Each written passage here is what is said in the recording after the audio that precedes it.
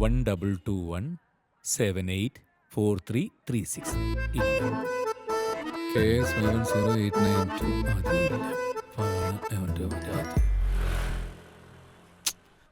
എട്ടാം സമ്മാനെങ്കിലും ഉണ്ടോ നോക്കാം. 8132. ടിക്കറ്റിൻ്റെ പൈസ പോലുമില്ല.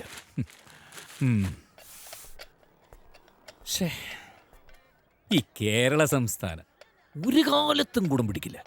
என்னென்ன இந்த வாட்டி ലോട്ടറി അടിക്കலையா? കേരള കാരുണ്യ ബമ്പർ ഇത്. അവിടുത്തെ കുറെ പാവപ്പെട്ടവർക്ക് ഒരു സഹായമാവണേ ആയിക്കോട്ടെ എന്ന് വിചാരിച്ചെടുത്തതാ. അതും ലോട്ടറി ടിക്കറ്റ് നിരോധിച്ചിട്ടുള്ള ഈ തമിഴ്നാട്ടിലെ ബ്ലാക്കിലെടുത്ത ടിക്കറ്റാ. அப்படியா? உனக்கு ஒரு விஷயம் தெரியுமா முத்து? என்னென்ன? இந்த பம்பரை விட ஜாஸ்தி பணம் சம்பாதிக்கிற பிசினஸ் ஏன்னு എനിക്കറിയാം. அப்ப ஏன் அந்த பிசினஸ் செய்யல?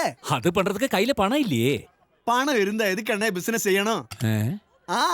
அந்த பணத்தை வச்சு சாப்பிட்டு ஜாலியா செலவு செய்து விஜய் படம் பார்த்து நிம்மதியா இருக்கலாம்ல. First of all you don't know what is economics things happening. അതുപോലെ അറിയാത്ത നിനക്കൊക്കെ ഇതൊന്നും ചൊന്നാ പുരിയാത്. നിന്നോടൊന്നും പറഞ്ഞിട്ട് കാര്യം. 5 വർഷം ഇടത് 5 വർഷം വലത് രണ്ടുപേരും മാറി മാറി ഭരിച്ചിട്ട് അവിടെ എന്ത് പുരോഗതി ഉണ്ടായെന്നാണ് ഈ പറയണത്? നീ ഇത് ആരുടെ കാര്യം ഈ പറയണേ? നമ്മുടെ ദൈവത്തിന്റെ സ്വന്തം നാടിന്റെ കാര്യം തന്നെ.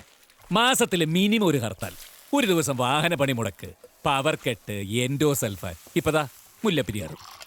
അത് പിന്നെ പ്രശ്നങ്ങളില്ലാത്ത സംസ്ഥാനമുണ്ടോ? ഡൽഹിയിൽ അഴിമതി, കാശ്മീരിൽ ഭീകരവാദം, ബോംബെയിൽ അധോലോകം, ബീഹാറിൽ നക്സല്. പക്ഷെ ഇതൊന്നും ഒരു സാധാരണക്കാരന്റെ പ്രശ്നങ്ങളല്ലല്ലോ. സാധാരണക്കാരന്റെ പ്രശ്നങ്ങൾ എന്താ? അടിസ്ഥാന സൗകര്യങ്ങളുടെ വികസനം.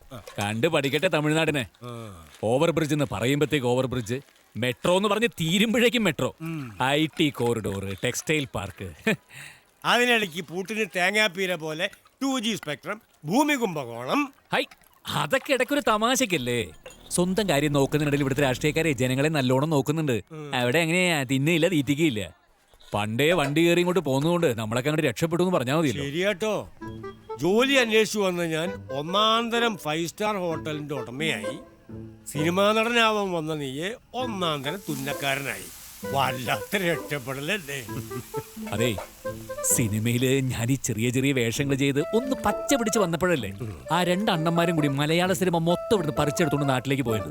ഒരാള് കൊച്ചിക്കാരനായതുകൊണ്ട് പാതി ഷൂട്ടിംഗ് കൊച്ചിയില്, മറ്റേ അണ്ണൻ തിരുവനന്തപുരത്തുകാരനായതുകൊണ്ട് ബാക്കി പകുതി അവിടെ.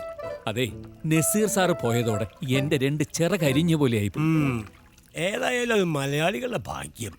അത് അല്ലെങ്കിൽ നീയൊക്കെ നായകനായിട്ട് അഭിനയിക്കാൻ തുടങ്ങിയ മലയാളികള് സിനിമ കാണാൻ നിർത്തിയനെ. അതെ, കടുപ്പത്തിലൊരു ചായ. പക്ഷെ ആ മലയാള സിനിമ തന്നെ എന്നെ പൊന്നാടയണിച്ച് സ്വീകരിക്കുന്ന ഒരു കാലം വരും.